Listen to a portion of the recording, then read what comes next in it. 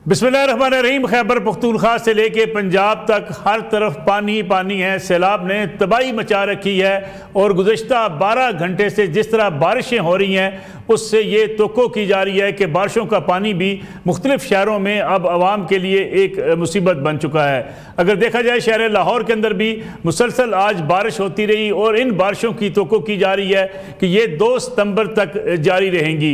Gujarat division हो, गुजरांवाला हो, संभड़ियाल, सियालकोट, झंग के इलाके हों पानी में डूबे हुए हैं। ऊपर से बारिश होने की वजह से मज़ीद सैलाबी ख़तरे जो है वो बढ़ चुके हैं। लाहौर के इर्द गिर्द जो दरिया रावी के किनारे आबाद बस्तियाँ हैं वहाँ से भी पानी तो नहीं निकाला जा सका, लेकिन हुकूमत की कोशिश ये है कि किसी न किसी तरीके से मुतासरीन को वहाँ से निकाल कर महफूज मकाम पर मुंतकिल किया जा सके। तमाम इदारे अपने अपने तौर पर काम में लगे हुए हैं और इस बात की कोशिश की जा रही है कि सैलाब ज़दा इलाकों के अंदर जो है वो मेडिकल की टीमें भी पहुँचें, रेस्क्यू के टीमें भी पहुँचें और जहाँ जहाँ शहरी आबादियों को या बड़ी आबादी को बचाना मकसूद हो वहाँ जो बंद हैं उनमें शिगाफ डाल के पानी के बहाव को जो है वो फैलाया जा सके ताकि कोई बड़े नुकसान से बचा जा सके। अब तक की जितनी इतलात सामने आई हैं उसके मुताबिक जितने भी जहाँ बाक अफराद हैं उनमें से कोई ऐसे फ़र्द शामिल नहीं है कि जो पानी के बहाव के नतीजे में बह गया हो, बल्कि ये मुख्तलिफ हादसात के नतीजे में अफराद जहाँ बाक हुए हैं। पाकिस्तान को इस वक्त मुश्किल सूरत हाल का सामना है। वज़ीर-ए-आज़म पाकिस्तान मियां शहबाज शरीफ ने आलमी बिरादरी से अपील भी की है कि इस वक्त पाकिस्तान की मदद की जाए क्योंकि पाकिस्तान को मदद की ज़रूरत है। क्योंकि जब ये सारा तखमीना लगेगा सैलाब ज़दा इलाकों से बहुत सी फसलें तबाह हो चुकी होंगी, लोगों के घर तबाह बर्बाद हो गए, फसलें तबाह हो गई और एक बड़ा नुकसान, माली नुकसान जो है वो उठाना पड़ेगा सैलाब ज़दा इलाकों में आवाम को।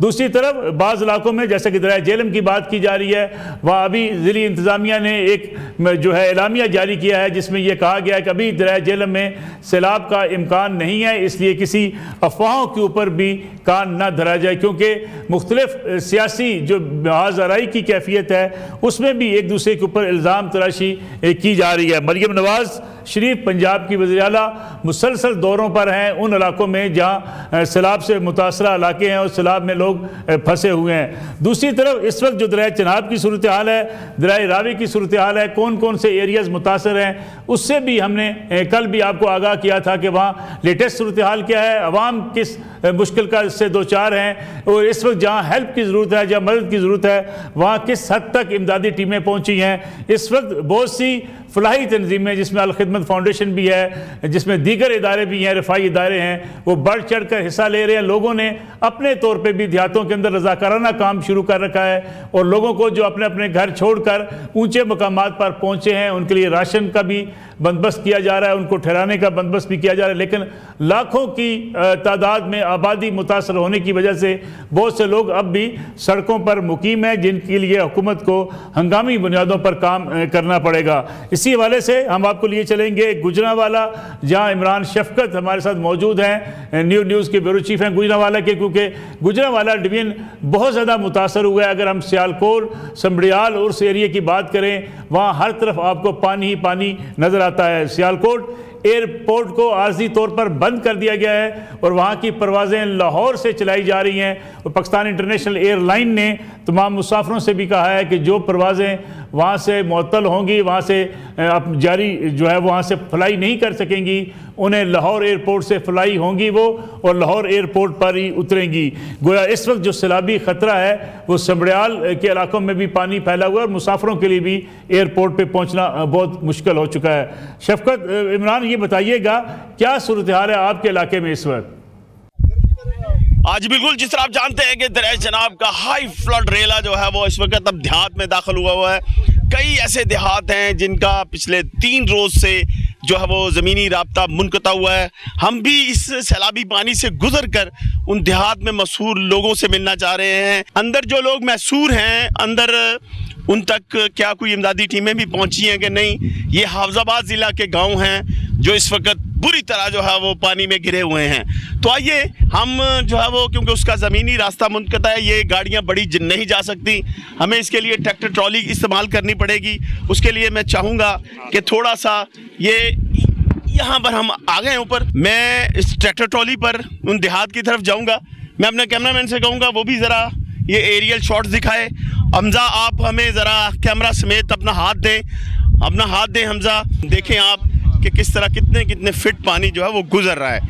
पानी का सैलाबी रेला जो है वो आगे चला गया हुआ है, लेकिन अब तक की जो सूरत हाल है वो इंतहाई तकलीफ़देह हो गई है। लोग जो हैं वो परेशान हैं, मैसूर हैं, भैंसों को डालने के लिए चारा नहीं है, उनके अपने खाने के लिए नहीं कुछ। तो अभी आगे चल के देखते हैं कि क्या सूरत हाल है। ज़िला हफ्ज़ाबाद के कोट अलाउद्दीन गांव में पहुंच गए हैं और यहाँ पे रेस्क्यू के जवान हैं, उनकी अपनी जो है वो बोट्स, अफजारी का बात है, पानी कुछ निकला है। तो इनसे जानते हैं कितना पानी था यहाँ पे। यहाँ तकरीबन 10 फीट से ज़्यादा पानी था और अब जो है ना वो डाउन हो गया, तकरीबन 3 फीट के राउंड अबाउट रह गया। अब पानी जो है ना वो तकरीबन 2 फीट से 3 फीट के राउंड अबाउट है। तो अब तो रेस्क्यू ऑपरेशन तो नहीं हो सकता। ये है कि अब जो लोग पहले निकले हुए थे अब वो आहिस्ता आहिस्ता 1-2 दिन के अंदर वापस आना शुरू हो जाएंगे। बाकी ये कि कल जो हमने ऑपरेशन किया था उसके दौरान हमने तकरीबन 50 लोगों को जो है ना वो एवैक्यूएट किया और उनमें बच्चे भी थे, औरतें भी थी। ये घर हैं और बुरी तरह जो है वो ये मेरे ख्याल से सारा घर मिसमार हो गया है इस सैलाबी रेले में। ये देखें, ये सारी जो है वो कमरे टूटे पड़े हुए हैं, पूरी छतें जो हैं इनकी गिर गई हैं। अब मरम्मत करवाया जा रहा है। आए ज़रा इनसे बात करते हैं, उन लोगों से वो क्या कहते हैं। साथ आए ज़रा, मैं देखना चाहता हूँ अपने कैमरामैन को। ये इनकी दीवारें इस घर की, ये इनका जो चारा रखा हुआ था जानवरों का वो सारा बह गया है। पीछे से सारी दीवारें गिर गई हैं, जो है बहा के ले गया है। तो आप समझते हैं कि गवर्नमेंट फौरी तौर पर जो है वो आए और एक तो अद्वियात दे। जी बिल्कुल, गवर्नमेंट अब हमें इमदाद तो देगी क्योंकि पहले भी देते थे। तो अभी फिल वक्त जो ज़्यादा ज़रूरत है वो मेडिसिन्स की है और कैंप्स वगैरह जो चाहिए लोगों को जिनके पास रहने की जगह नहीं है वो हमें मुहैया किए जाएँ। बहुत शुक्रिया, आपने इन लोगों की बात सुनी। ये तकरीबन जो है वो जहाँ तक हमारी असेस हो सकी आगे बहुत ज़्यादा पानी है, आगे भी जो है वो लोग पानी में मैसूर हैं। इन लोगों को अद्वियात चाहिए, इन लोगों को राशन चाहिए, इन लोगों को साथ साथ जो है वो मेडिकल की सहूलत चाहिए, क्योंकि इनके जानवर जो हैं वो इस सैलाबी पानी की वजह से बीमार हो रहे हैं, खुद बीमार हो रहे हैं। इनका कहना है कि फौरी हुकूमत जो है वो कोई रिलीफ कैंप कायम करे ताकि इन लोगों को जो है वो कुछ सहूलत फराहम हो सके। जी, शफकत इमरान ने आपको दिखाया कि किस तरह वहाँ पे सैलाब में लोग फंसे हुए हैं और खराज तहसीन हम पेश करते हैं रेस्क्यू के जवानों को, पुलिस के जवानों को, अफवाज पाकिस्तान के जवानों को और उन हुकूमती ज़िम्मेदारान को जो कि इन सैलाबी इलाकों के अंदर खुद मौजूद हैं, लोगों को रेस्क्यू कर रहे हैं, उनको राशन पहुँचाया जा रहा है। क्योंकि इस वक्त उकाड़ा में भी सैलाब की जो सूरत हाल है वहाँ पर भी पाक फ़ौज की इमदादी टीमें पहुँच चुकी हैं। सैलाबी रेला सिंध की तरफ बढ़ रहा है। 2 या 3 सितंबर को सूबे में दाखिल होगा। 1657 देहात और 16,50,000 अफराद सिंध में भी मुतासर होने का ख़तरा अपनी जगह पर मौजूद है। इस लिहाज से अगर देखा जाए तो पाकिस्तान के लिए एक बड़ा मुश्किल वक्त है। तमाम पाकिस्तानियों को दुआ भी करनी चाहिए कि जो सैलाब में फंसे हुए हैं, मुश्किल हालात में फंसे हुए हैं, उन सब की हमने मदद भी करनी है और जो इदारे वहाँ पर मौजूद हैं उनका साथ भी देना है ताकि लोगों को सैलाब से बचाया जा सके। अब बढ़ेंगे प्रोग्राम में आगे एक ब्रेक की तरफ। उस ब्रेक से जब वापस आएंगे तो बात करेंगे हिंदुस्तान के उस प्रोपेगेंडे की कि जो पाकिस्तान से शिकस्त खाने के बाद वो मुसलसल अपनाए हुए है। इस बार प्रोपेगेंडा कैसा किया गया? 3 पाकिस्तानियों को जो हिंदुस्तान में दाखिल ही नहीं हुए बल्कि काठमांडू से मलेशिया गए या आगे चले गए, उनके बारे में ये कह दिया गया कि वो हिंदुस्तान में दाखिल हुए। उनके बयान सामने आए और हिंदुस्तान को एक बार फिर मुंह की खानी पड़ी। इस पर बात करेंगे एक ब्रेक के बाद। पुराने एक बार फिर खुशामदीद बात होगी भारतीय प्रोपेगेंडा की कि जब से पाकिस्तान ने भारत को शिकस्त दी है उस वक्त से भारत झूठा बयानिया बनाने में मसरूफ़ है। रियासत बाहर के इंतखाबात करीब आ चुके हैं और भारत अब एक बार फिर पाकिस्तान के खिलाफ अपने मजमूम प्रोपेगेंडे के अंदर मसरूफ़ है। गुज़श्ता रोज़ पाकिस्तान के हवाले से एक मनगढ़ंत खबर जारी की हिंदुस्तानी मीडिया ने, जिसमें यह बताया गया कि 3 पाकिस्तानी काठमांडू के रास्ते बिहार में भारत में दाखिल हुए, उन्हें दहशतगर्द करार दिया गया। भारतीय मीडिया की इस झूठी खबर के फ़ौरन बाद तीनों पाकिस्तानी शहरियों के बयान सामने आ गए, जिसमें शुरुआत से ये साबित होता है कि तीनों पाकिस्तानी शहरी बरास्ता नेपाल, मलेशिया रोज़गार के लिए और कंबोडिया जा रहे थे। हसनैन अली 28 अगस्त को बातक एयरवेज की परवाज से मलेशिया के लिए रवाना हुआ और हसनैन अली का कहना है कि मैं नेपाल घूमने के लिए रुका था, अब कंबोडिया जाऊंगा, फिर पाकिस्तान वापस चला जाऊंगा। मोहम्मद उस्मान जो बहावलपुर का रिहायशी है 8 अगस्त को बरास्ता दुबई खटमंडो के लिए रवाना हुआ और उनका कहना है कि हमारे खिलाफ भारतीय मीडिया पर झूठी खबरें चलाई गई कि हम दहशतगर्द हैं। आदिल हुसैन मीरपुर खास का रिहायशी है जो 8 अगस्त को परवाज FZ 344 के जरिए खटमंडो रवाना हुआ। इस हवाले से भी आदिल हुसैन का कहना है कि मैं नेपाल से 27 अगस्त को कंबोडिया पहुंचा, नेपाल में तफरी और घूमने के लिए रुका था, लेकिन हिंदुस्तानी मीडिया ने इन तीनों पाकिस्तानियों को दहशतगर्द करार देकर झूठी खबरें चलाई। अब इन तीनों पाकिस्तानियों के बयानात सामने आ चुके हैं। हिंदुस्तानी मीडिया जितना डिस्क्रेडिट हुआ इस पाकिस्तान भारत जंग के दौरान, उसकी मिसाल दुनिया में कहीं कम ही मिलती है। इसी में बातचीत करने के लिए हमारे साथ मौजूद हैं ब्रिगेडियर रिटायर्ड हारिस नवाज साहब जो सूबाई निगरान वज़ीर दाखिला रहे हैं। उन्हीं से बात करते हैं और उनसे पूछते हैं कि आखिर भारत इस किस्म के प्रोपेगेंडे से पीछे हटता हुआ दिखाई क्यों नहीं देता है। ब्रिगेडियर साहब ये बताइएगा कि ये हिंदुस्तान इस किस्म के ओछे हथकंडों से बाज ही नहीं आ रहा। देखिए, असल बात यह है कि ये इतनी इसको मार लगी, मार का हक में फील्ड मार्शल सैयद आसिम मुनीर ने इनकी इतनी बुरी की है, इतनी प्लानिंग अच्छी की है, पूरी कौम को यकजा किया। उसके बाद जिस तरीके से इनको 6 घंटे में घुटने टेकने को मजबूर कर दिया, फिर उनका बाद जिस तरीके से दुनिया में इंडिया आइसोलेट हुआ और पाकिस्तान रीजनल स्टेबलाइजर बना, chief of staff field Asim Munir को अमेरिका किस तरीके से उनकी बात को समझता है, उनको वो लॉजिकल तरीके से बात करते हैं, कन्विंस करते हैं। उन्होंने इंडियन प्रॉक्सीज को भी आप देख लें, BLA बी मजीद ब्रिगेड को जो वो कर दिया, डिक्लेयर कर दिया टेररिस्ट ऑर्गेनाइजेशन, इससे वो कोई मौका नहीं जाने देते। अब इस वक्त इनको बिहार का इलेक्शन सर के ऊपर है और 3 पाकिस्तानी ये देखें, वो बेचारे ट्रांजिट पे नेपाल से जाके आगे जा रहे थे, कोई कंबोडिया जा रहा है, कोई कहाँ जा रहा है, मलेशिया जा रहा है, और उनको पकड़ के उनको ये शो किया ये जी बहुत बड़े टेररिस्ट हैं और ये आके वहां पर बिहार में जा रहे थे। वो कहाँ दूसरे मुल्कों में बैठे हुए इंटरव्यू दे रहे हैं। इनको शर्म भी नहीं आती है, इतने ही इनकॉम्पिटेंट हैं। क्या इनको ये समझ नहीं आती है कि हम इससे भी झूठी खबरें फैलाते हैं। अब दुनिया ने इनको सुनना छोड़ दिया।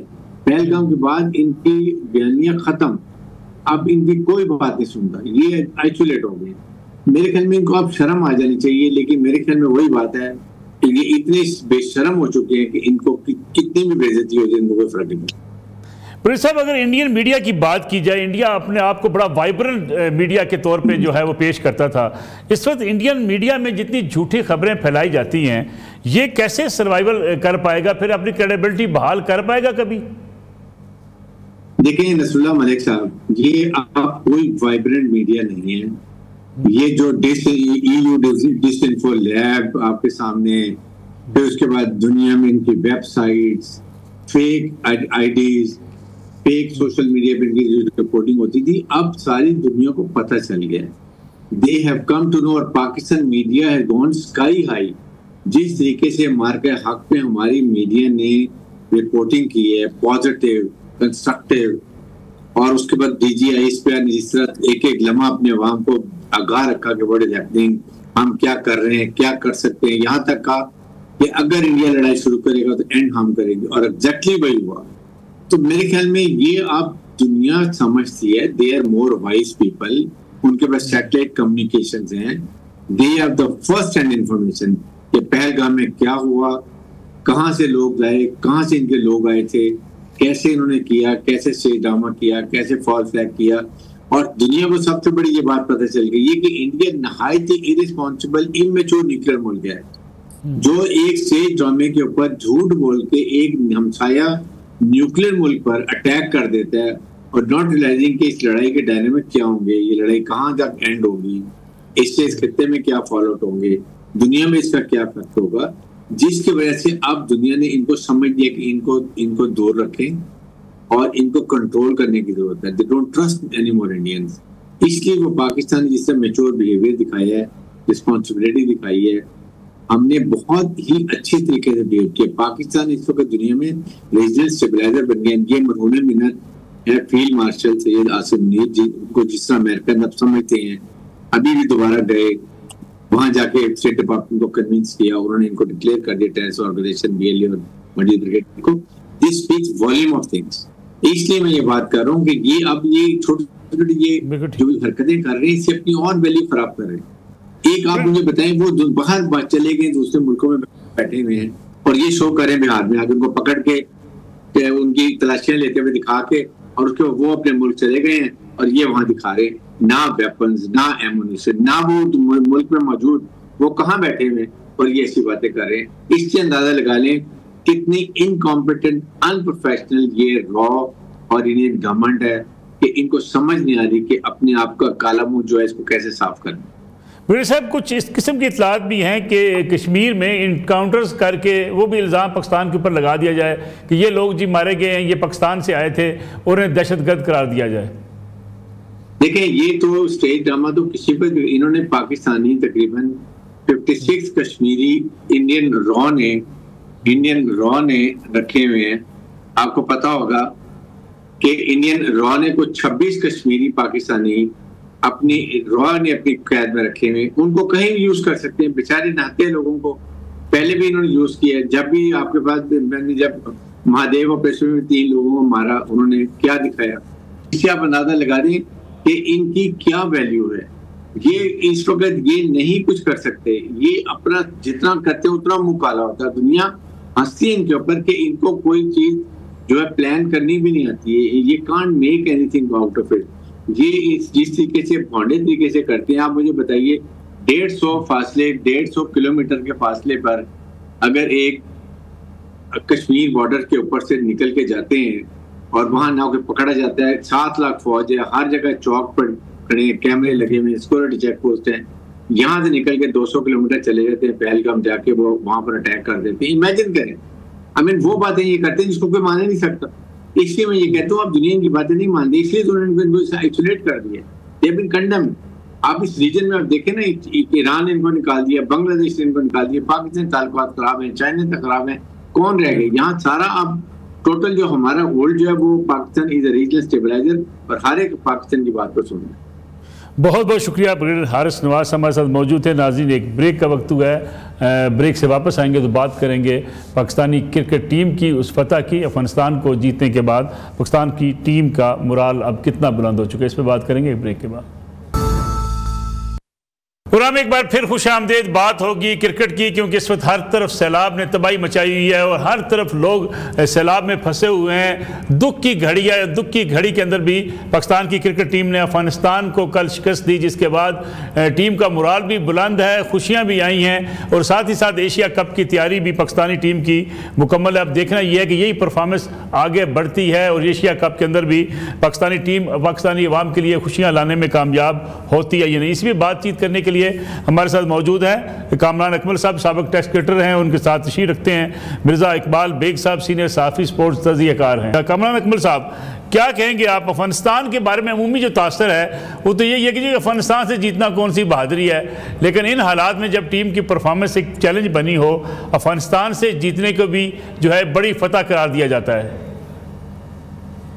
देखिए नसरुल्लाह भाई, अच्छी जीत है, अच्छी क्रिकेट खेले हैं, लेकिन अब आप देखें कि हम लोग 9वें नंबर की टीम से भी जीत के कितना खुश हो रहे हैं, क्योंकि हम लोगों ने रिसेंटली इतनी अच्छी क्रिकेट नहीं खेले, हम छोटी टीमों से बहुत हारे हैं, वाइट वॉश किया, बांग्लादेश ने आके पाकिस्तान में, तो पाकिस्तान एक मेजर टूर्नामेंट खेलने जा रहा है एशिया कप, और उससे पहले ट्राई नेशन हो रही है अफगानिस्तान के साथ। नो डाउट उनकी प्रोग्रेस अच्छी है, अच्छी टीम है, उन्होंने डेवलप की है, सिस्टम बड़ा स्ट्रांग होता जा रहा है, लेकिन अभी उनको बड़ा टाइम चाहिए पाकिस्तान के लेवल तक पहुंचने के लिए, दुनिया की दूसरी टीमों तक।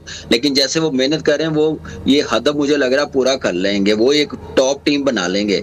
लेकिन यहाँ पे ये है कि हम लोग इतनी टॉप टीम रह के हम लोग क्यों इतना नीचे आए हैं? वो इसलिए आए हैं कि हमारी प्लानिंग अच्छी नहीं है, हमने सिस्टम को स्ट्रॉन्ग नहीं रखा, हमने मेरिट को मौके नहीं दिए, परफॉर्मेंस क्राइटेरिया नहीं बनाया, जिसकी वजह से आज हम अफगानिस्तान से जीत के बड़ा खुश हो रहे हैं। 9वें नंबर की टीम है, अभी मेरे ख्याल से चैलेंजिंग बहुत है। एशिया कप में इंडिया से जीतेंगे उस वक्त पता चलेगा कि हम लोग सही रास्ते में हैं कि नहीं है। श्रीलंका की टीम है तो अभी चैलेंजिंग बहुत है पाकिस्तान की क्रिकेट में। अभी एक मैच जीते हैं, दुआ करें कि आगे भी अच्छा खेलते जाएं, जीतते जाएं। इस वक्त दुनिया को और पाकिस्तान को सिर्फ खुशी पाकिस्तान की टीम दे सकती है, जो 6-7 साल से बड़ी मार खाई, हम किसी अच्छी टीम से जीत नहीं पा रहे।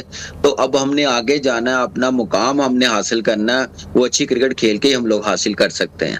बिल्कुल ठीक है, मैं वापस आता हूँ आपकी तो। इकबाल बेग साहब जो कप्तान हैं सलमान अली आगा, उनके नाम गूंज रहे हैं। आज टीम को ये भी कमी महसूस नहीं हुई कि बाबर आजम और मोहम्मद रिजवान जो है वो टीम में नहीं थे, लेकिन उसके बावजूद यंग प्लेयर्स ने उनकी कमी महसूस नहीं होने दी।